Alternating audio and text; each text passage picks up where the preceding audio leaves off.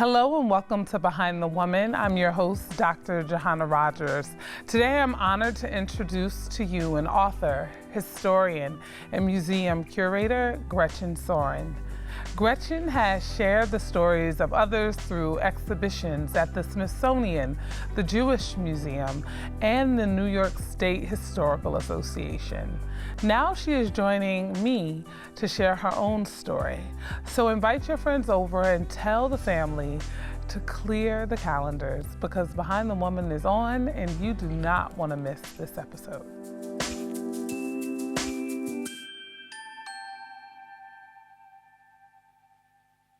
This program is brought to you by the members of WCNY. Thank you. JP Morgan Chase is proud to be a corporate sponsor of Behind the Woman. JP Morgan Chase, building on investments and helping to drive inclusive growth by committing to advance economic growth and opportunity. I got a good feeling. Yeah, I'm up on the cloud, ain't coming back down.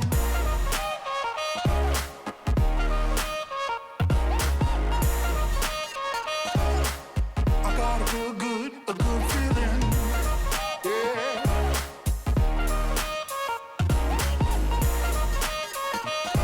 Yeah, I'm up on the cloud, ain't coming back down. Hi, Gretchen. Welcome. Thank you. To Behind the Woman. I will say the PBS team here at WCNY was very excited to have you on. Your work, your exhibits across the state, but from what I understand across the country, has really made an impact on sharing stories. So I'm excited to be sitting here with you to learn more about who you are and sharing with the viewers today your own story. Well, I love doing exhibitions. That's my area of museum work, and happy to talk about it today. Now, before we get to that exactly, when did you know that you wanted to become a museum curator?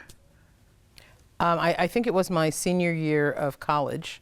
Okay. I went to Rutgers in New Jersey, and I had a professor, an American Studies professor, who suggested that perhaps I didn't want to become a high school teacher in history, but that maybe I'd like to go into museum work. And I had actually never volunteered in a museum. I'd never worked in a museum. But my parents had taken my brother and I to the Newark Museum on Saturdays, and we loved going to that museum. It's actually a wonderful museum, and we spent a lot of time there. And I thought, yeah, that might be a great career choice. Well, I'm very familiar with the Newark Museum because I'm from Newark, New Jersey. Oh, really? Spent many a Saturdays there. I was born in Newark. Oh, really? Yes. Is that where you grew up also? No, I grew up in the New Jersey suburbs in Colonia. Colonia, yeah, I'm familiar, yeah. But spent a lot of time at the Newark Museum. And so what I remember about the Newark Museum, and it's funny because those Saturdays when your parents bring you to those spaces, how instrumental they can become in your life. I'm thinking about that because when you said it, I immediately went back to times when I got to tour the Ballantyne House. Yes, they've just redone it, by the way. Yes, it's really incredible. Yes. You know, it's interesting. Those kinds of alternative education spaces make a huge difference for a lot of kids. Yeah. Museums really matter in a lot of people's lives, and I'm pleased to be able to work in them. Right, you get to be a part of it. When you think about that last year of college and the professor that pulled you aside, did you take that advice right away, or was it something that just stuck out to you and you just came back to at a later time? What happened once you crossed the stage? It's interesting. I didn't know that there weren't a lot of people of color working in museums. I didn't know that at the time. But I applied to graduate school. Okay. And the graduate school that most attracted me was the one in Cooperstown, even though I got into graduate school at George Washington University in Washington, D.C. When I went to Cooperstown for the interview, they really spoiled me. I mean, they spent a lot of time talking to me and recruiting me, and so I decided to go to Cooperstown. And you have created a career. I have. From the basis of that time in Cooperstown. And so did you leave and come back, or you've been there since you left for graduate school? No. I went to graduate school and then I went and worked I worked as a museum educator, I worked as a museum director, and then while I was raising my children, I freelanced. I was a consultant for 20 years, and during that time I worked for hundreds of museums all over the Northeast and Midwest. And I think that's why I got the job. When the job in Cooperstown opened, I had varied experience in all kinds of museums. Right. And I think that was the thing that got me the job in Cooperstown. Because now you came as a student, but now you're faculty. Now I'm the director of the program. Director of the program for graduate students at Show. Do you spoil the students when they? It's a very unusual graduate experience because it's very experiential. You don't spend the day just sitting in the classroom. You spend the day, you might be out looking at architecture, looking at landscapes, working in other institutions. We have a lot of field trips to museums, so it's not just sitting in a classroom or in a library all day. Right, you're curating different experiences.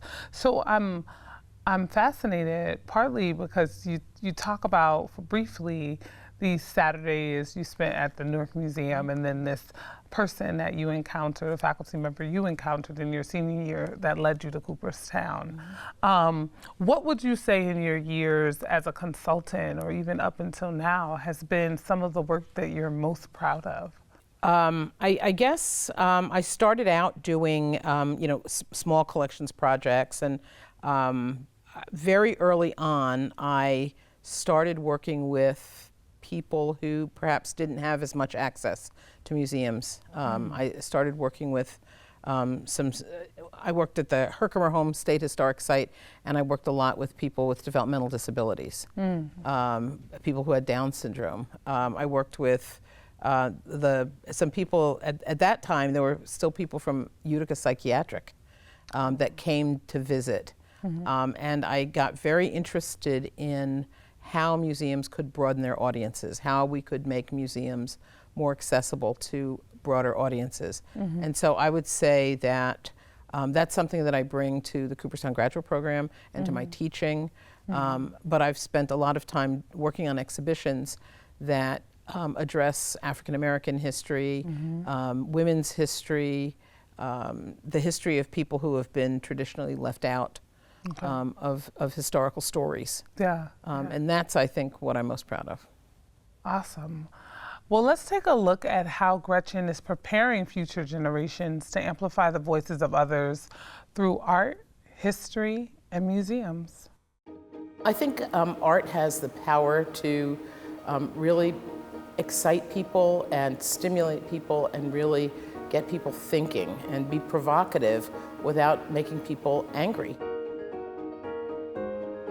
This was a class project, this exhibition, and one of the things that we do in the Cooperstown Graduate Program is we do real projects, not theoretical projects. And I was talking with Mark Golden of Golden Artist Colors, and we were kind of chatting about his gallery, and I proposed perhaps we could work together collaboratively on a project.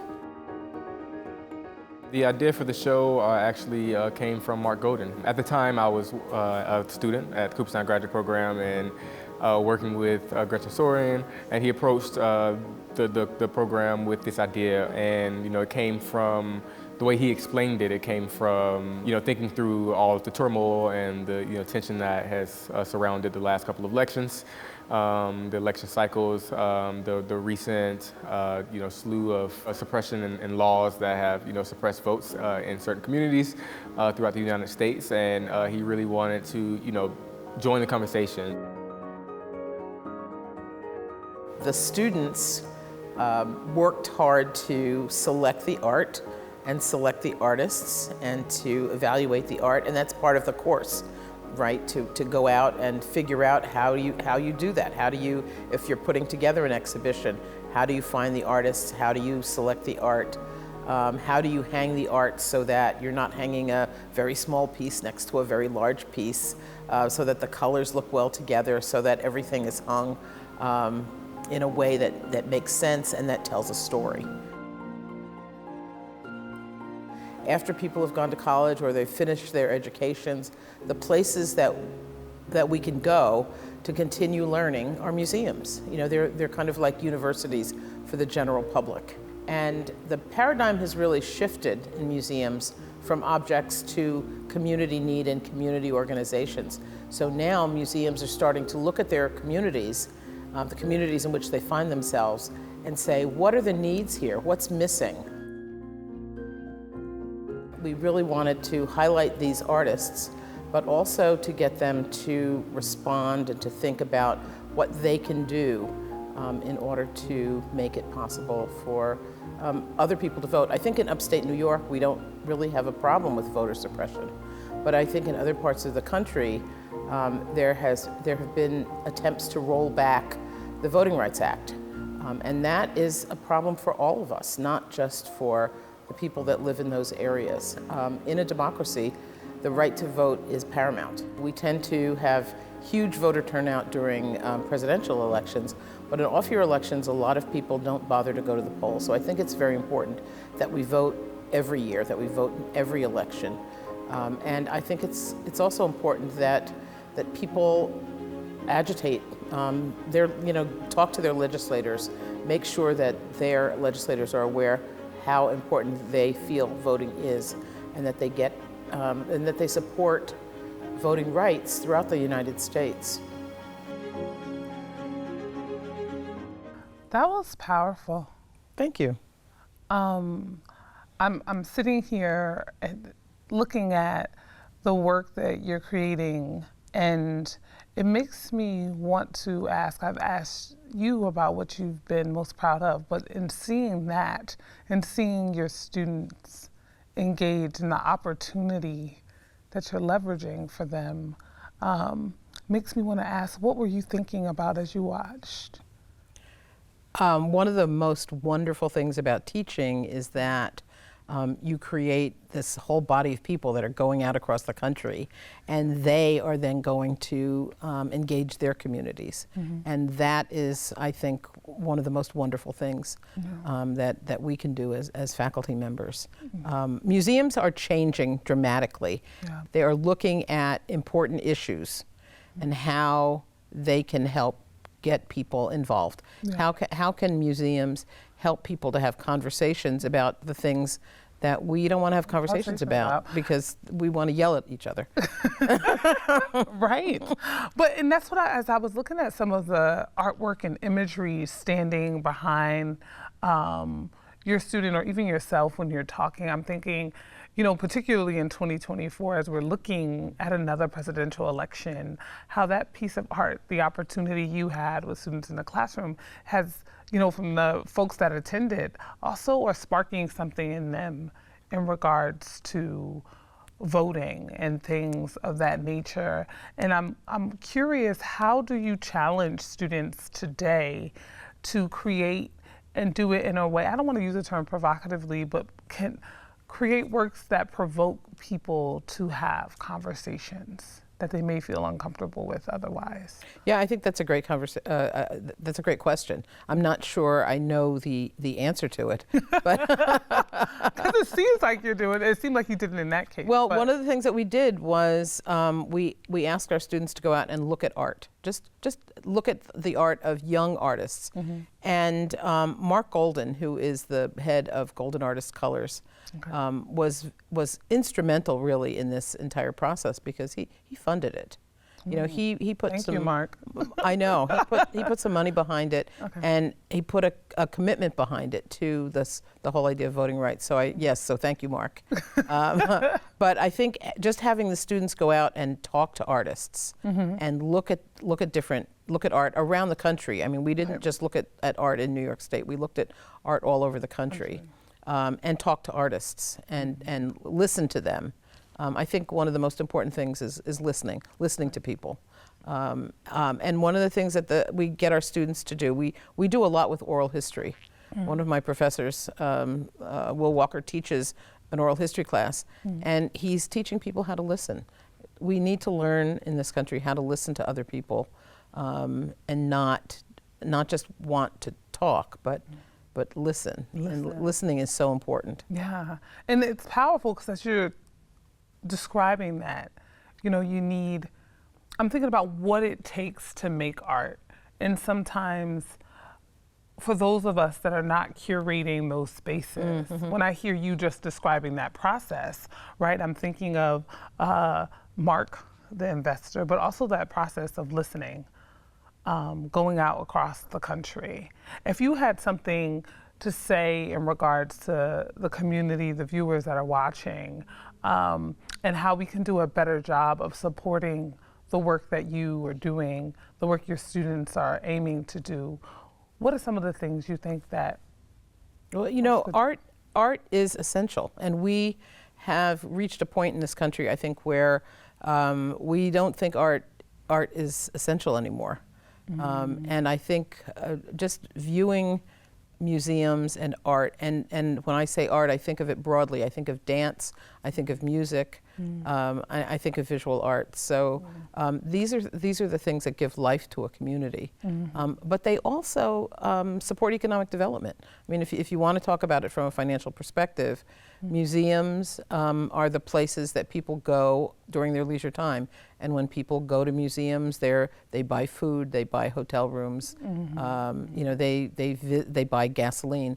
So they are economic drivers. And I think we need to support the arts just as much as we support anything else, technology or anything else that legislators put their money into. It would be wonderful if the state government put more money into the arts. Into the arts, yeah. One of the things I think about as, you know, wearing many hats that I wear, but like being an artist and this idea of allowing art to survive and live in our community in a way that isn't necessarily viewed as a pastime, but as essential. And it creates those conversations that we can't have without yelling at one another.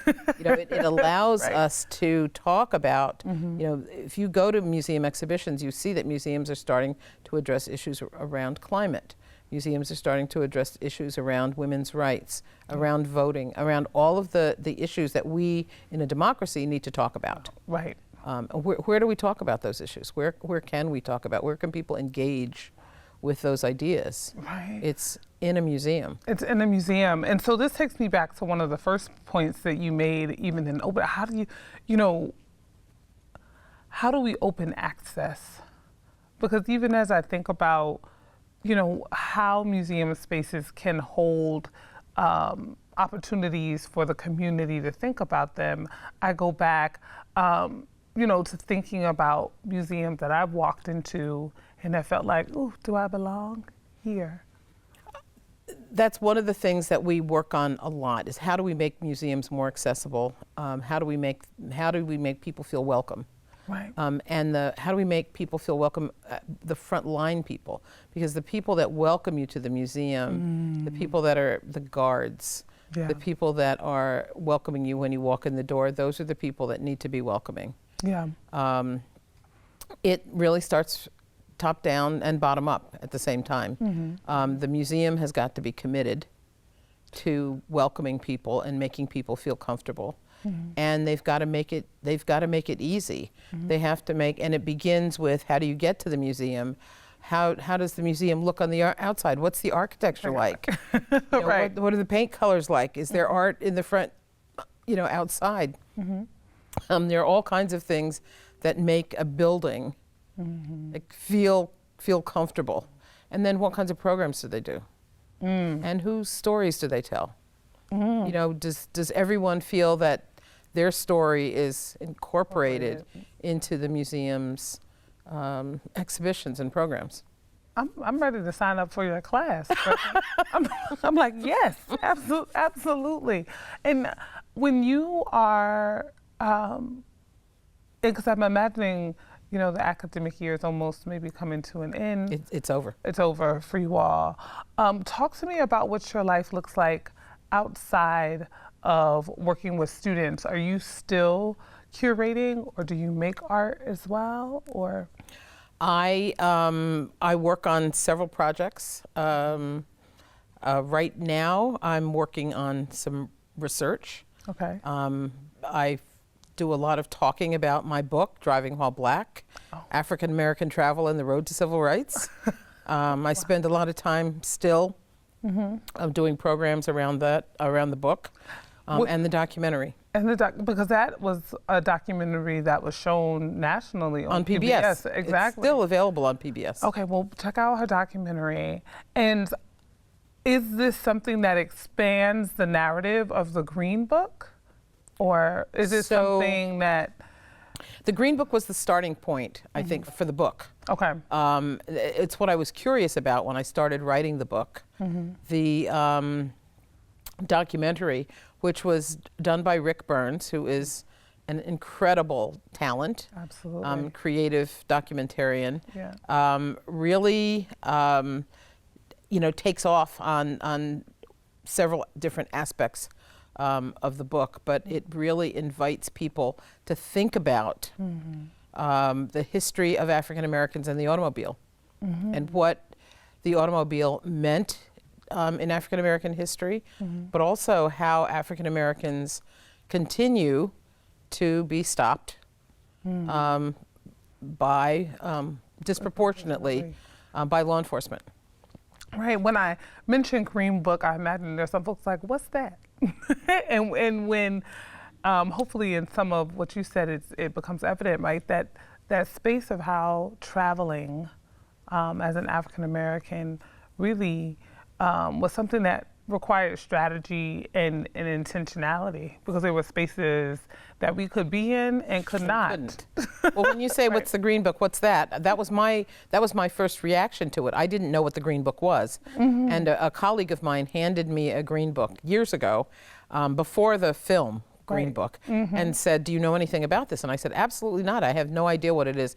And it was that curiosity about the Green Book that got me interested in doing some research on it. And ultimately, it became my dissertation, and then it became a trade book, a history book. But I was fascinated by this idea of the automobile and what the automobile meant to African Americans, and also how the civil rights movement could not have happened without the automobile. It couldn't have happened in the 1960s without the automobile. If you think about the boycotts, so the Montgomery bus boycott, Martin Luther King and the leaders of the bus boycott bought a fleet of cars to drive people to work, because people couldn't get to work. If they stopped taking the buses, they couldn't get to work. And if they couldn't get to work, they'd be fired. So they bought a fleet of cars, and they used those cars to pick people up and drive them to work. With automobiles, right? That's key to making the bus boycotts successful. And not just the Montgomery boycott, but boycotts in other cities as well. Wow. And then if you can imagine leaders of the movement flying into southern cities, flying into Birmingham, flying into Montgomery, they needed to get from the airport to the location of what was ever happening. Exactly. Right. And you couldn't do that without a cab. And the cabs were segregated. And so the only way to do it was by taking this newfangled thing called a rental car. And they rented cars at the airport and were able then to drive to where they needed exactly. So you needed the automobile. Also, the people that were going around registering voters, how do you do that in a county? You can't do it on foot. Right. You've got to have a car. And the coordination of such. That is fascinating. If there is really quickly, because we're running out of time, and there's so much more to talk about, for those that are inspired by what you just shared with us, how can they, outside of watching your documentary, get in contact with you or connect more with your work? Well, they could read the book. Right, read the book, watch the documentary. Watch the documentary. Okay. I think those are two really good ways of learning more about the civil rights movement and about the automobile. Okay. And reading about stories that relate to the automobile. Thank you, Gretchen, for joining me today to share your story and showing us all the impact that art, history, automobiles can have on a community. If you would like to view this episode again or watch past seasons of the show, go to wcny.org/behindthewoman. Next time, join me as I sit down with banking trailblazer Mary Kate Loftus to learn more about how she's providing financial feminism as the president of Impresia Bank. My name is Dr. Juhanna Rogers, and on behalf of the Behind the Woman team, thank you for watching.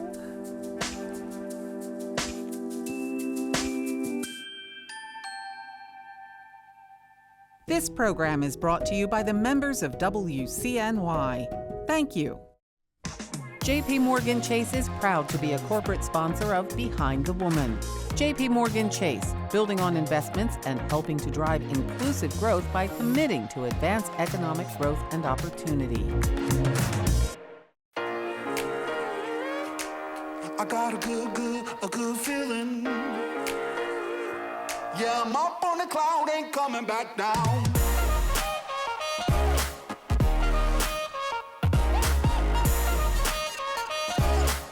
I got a good feeling.